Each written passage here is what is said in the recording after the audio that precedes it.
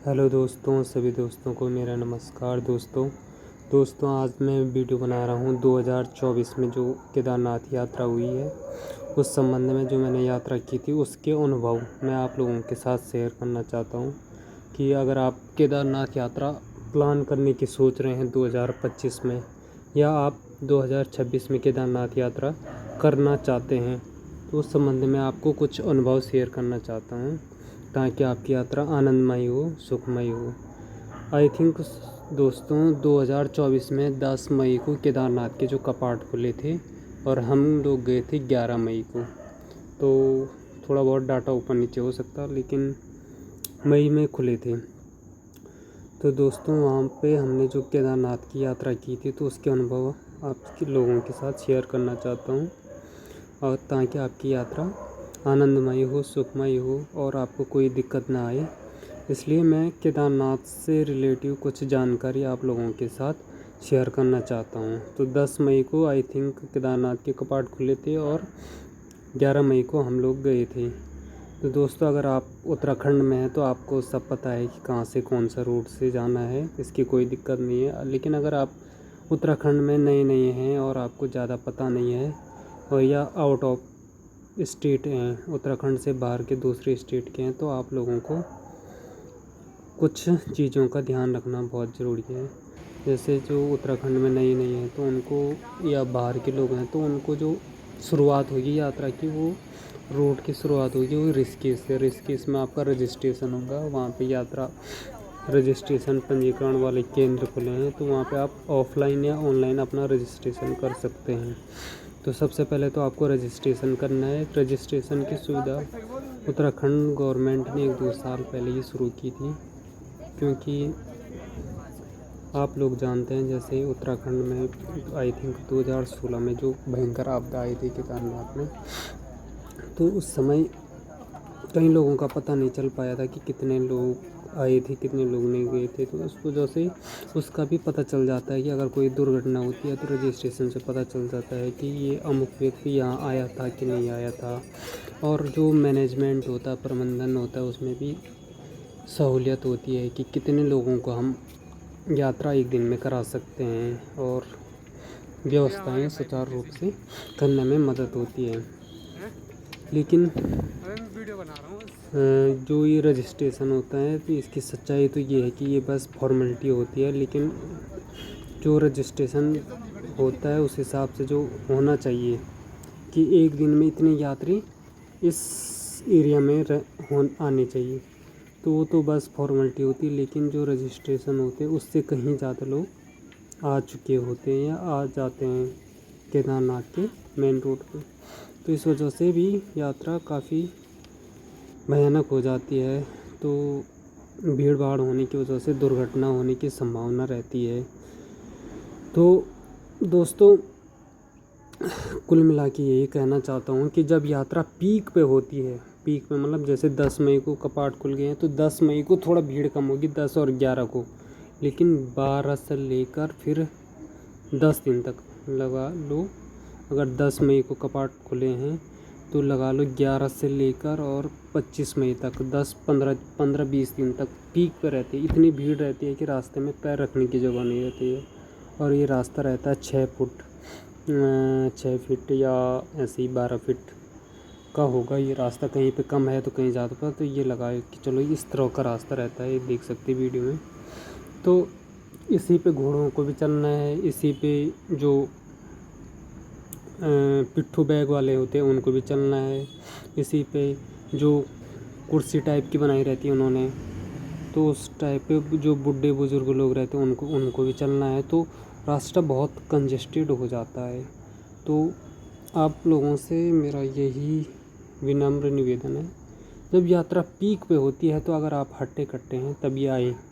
और कुछ लोगों को मैंने देखा उस टाइम पे, ये बहुत दिक्कत वाली बात थी। लोग पूरी फैमिली आ रही है, अपने भी आ रहे हैं, अपने साथ 10 दोस्त और ला रहे हैं, उसके साथ अपने बुज़ुर्ग माँ बाप को भी ला रहे हैं, वो पैदल ही लगे हैं। छोटे छोटे 10 साल 5 साल के बच्चे को भी ला रहे हैं। तो दोस्तों कहीं कहीं पे तो इतना ख़तरनाक रास्ते हैं, बिल्कुल खड़ी चढ़ाई है। तो जो घोड़ा ऊपर से नीचे को आता है तो घोड़ा फिसल जाता है या घोड़ा बेकंट्रोल हो जाता है, तो भीड़ भाड़ रास्ते में ज़्यादा होने की वजह से कंट्रोल नहीं कर पाता घोड़ा। तो घोड़े के साथ यात्री कई बार ऐसा आता है घोड़े सहित यात्री सहित आउट ऑफ ये रेलिंग के बाहर निकल जाते हैं और मतलब रास्ते से बाहर निकल जाते हैं, तो पहाड़ी से नीचे गिर जाते हैं। एक तो ये समस्या रहती है। तो आप लोगों से ये विनम्र निवेदन है कि अगर आप यात्रा पीक पे होती है, जब शुरू के जो पहला महीना होता है, तो उस समय कम से कम लोगों को आना चाहिए। मतलब आप और आपका एक दोस्त आ गया है जो यंग लोग हैं, ये सरकार को खुद ही मैनेजमेंट करना चाहिए। बस यात्रा का जो पहला महीना होगा इसमें बुज़ुर्ग लोग आएंगे जिनकी एज 40 से लेकर 60 70 80 90 तक है।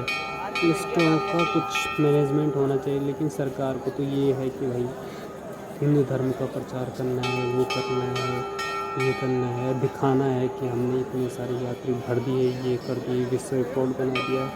तो सरकार को अपना राजनीतिक महत्वाकांक्षा कहें या राजनीतिक लाभ के लिए तो उससे तो कोई फ़र्क नहीं पड़ता, उसका मैनेजमेंट फेल हो जाता है। तो जनता को खुद, जो जनता है उसको खुद समझदारी होनी चाहिए, क्योंकि सरकार का तो अपना बेनिफिट रहता है, तो वो तो उसकी तरफ से तो कोई मरता है तो मरे, जीता है तो जिए। तो ये जनता को समझनी चाहिए, मैंने उस टाइम पे अनुभव किया है। तो यहाँ पे मैं इस चीज़ का ध्यान रखना चाहिए कि भाई जब यात्रा पीक पे होती है पहले 1 महीना, तो उस समय आप कम से कम लोग आएँ। तो दूसरा है, ये देख सकते हैं यहाँ पे कितने सारी भीड़ है। ये दोस्तों यहाँ से यात्रा ये है तुम्हारा सोनप्रयाग में देख सकते हैं आप कितनी लंबी भीड़ है। जिस दिन हम 11 तारीख को नीचे आए, 10 तारीख को ऊपर गए, 12 को हम नीचे आए, तो ये लाइन उस दिन की थी 3-4 किलोमीटर तक लाइन नीचे थी। तो लगा लो 3-4 किलोमीटर तक सोनप्रयाग में थी। सोनप्रयाग के बाद आता गौरीकुंड से लेकर ऊपर तक हर रास्ते में लोग भरे पड़े थे। तो जहाँ पे पार्किंग है वहीं पे आप देख सकते हैं कितनी सारी भीड़ है। और ये देख सकते हैं, फिर उसके बाद डंडे खाते हैं लोग। ये आजकल का वीडियो है 2025 का। तो ये मेरे को ये दिखाने का मेन मकसद यही है कि भाई अंधभक्त बने, भक्ति करें, दिल से करें, अच्छे से दर्शन करें जब भीड़ भाड़ कम होती है। और ऐसे बहकावे में आके आप सरकार के या दोस्तों के इस बहकावे में आके यात्रा करते हैं तो खुद की जान तो जोखिम में डालते हैं, दूसरों को भी दिक्कतें होती है, मैनेजमेंट को दिक्कत होती है। इसके अलावा यात्रा पे आने से पहले पॉलीथीन का यूज़ न करें। और इसके अलावा वहाँ पे हर जगह पे पानी है। केदारनाथ का जो रूट है हर 2-3 किलोमीटर पे पानी है, तो वो पानी मिनरल वाटर से भी अच्छा है। तो प्लास्टिक की बोतलें ना ख़रीदें, वहाँ पे प्लास्टिक की बोतल लेते हैं लोग, प्लास्टिक की बोतलें ख़रीदते हैं। इसके अलावा अपने पास छाता रखें, खाने की चीज़ें रखें। और लोग कुरकुरे खाते हैं, उतनी हार्ड चढ़ाई पे जाने के लिए लोग कुरकुरे खाते हैं। तो कुरकुरे खाने से अच्छा अपना घर से बना हुआ या नीचे सोनप्रयाग में खाना, सोनप्रयाग जो होता है, सोनप्रयाग से अपना खाना पैक कर सकते हैं टिफ़िन पे, और पॉलीथीन का प्रयोग ना करें। और इसके अलावा मोबाइल का चार्जर वहाँ पे एकदम डाउन हो जाता है, कितनी ठंड रहती है कि मोबाइल एकदम डाउन हो जाता है। और यहाँ पे भंडारे की व्यवस्था भी होती है। ये देख सकते हैं यहाँ पे मैं भी भंडारे में खाना दे रहा हूँ, तो भंडारे की व्यवस्था होती है यहाँ पे, तो भंडारे में आप खाना खा सकते हैं। दोस्तों यहाँ पे आप भंडारे में खाना खा सकते हैं। और यहाँ पे शुरू के जो 1 हफ़्ता रहता है वहाँ पे भंडारे की व्यवस्था होती है, तो आप यहाँ पे खाना भी खा सकते हैं। और यहाँ पे इसके ऊपर केदारनाथ जो मंदिर है उसके ठीक ऊपर भैरवनाथ का मंदिर है। आप वहाँ पे भैरवनाथ को केदारनाथ मंदिर का रक्षक कहा जाता है, तो वहाँ पे आप जा सकते हैं, पूजा कर सकते हैं, तिल चढ़ा सकते हैं। और यही है। और इसके अलावा आप मोबाइल चार्ज, क्योंकि यहाँ पे मोबाइल एकदम डाउन हो जाता है, तो मोबाइल चार्ज करने के लिए पावर बैंक रख सकते हैं। और खाने पीने के लिए आप नीचे सोनप्रयाग मार्केट से खाना रख सकते हैं, रोटी दाल चना जो भी है वो रख सकते हैं। इसके अलावा एक और जानकारी आप लोगों को मैं शेयर करना चाहता हूँ। अगर आप केदारनाथ यात्रा पे आते हैं तो पावर बैंक तो रखना ही रखना है आपको। इसके अलावा आपको, क्योंकि खाने पीने की चीज़ें बहुत महंगी हो जाती है, तो खाने पीने की चीज़ें आपको लगभग 1 दिन की रखनी है नीचे मार्केट से। अगर आप ऊपर से लेंगे तो वो महंगी पड़ेगी। इसके अलावा आपको वहाँ का जो वेदर है, केदारनाथ का मौसम हर दिन चेंज होता है। सुबह के टाइम पे ठंड रहती है, सुबह 4 बजे से लेकर 6-7 बजे तक ठंड रहती है। फिर उसके बाद दिन में 2-3 घंटे धूप रहती है हल्की हल्की।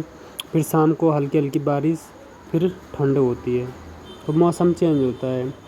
तो अपने पास एक बड़ा सा बैग रख सकते हैं और उसमें कपड़े रख सकते हैं और अपना छाता भी रख सकते हैं, रेनकोट भी रख सकते हैं। क्योंकि अगर आप ऊपर से लेंगे, जब चढ़ाई शुरू हो जाती है, जैसे जैसे चढ़ाई शुरू हो जाती है तो बहुत महंगा पड़ जाएगा। तो इसलिए अपना रेनकोट रखें, खाना रखें, पानी की बोतल रखें। Don't use plastic. मैं फिर से कह रहा हूँ, प्लास्टिक का यूज़ मत कीजिए। केदारनाथ को बर्बाद कर दिया है ये प्लास्टिक ने। तो लोग प्लास्टिक की बोतलें ख़रीदते हैं, ठंडा पीते हैं, पता नहीं क्यों वहाँ पे। जबकि हमें जूस वाले भी रहते हैं, दुकानें रहती है। तो प्लास्टिक का यूज़ मत कीजिए। धन्यवाद आपका वीडियो देखने के लिए।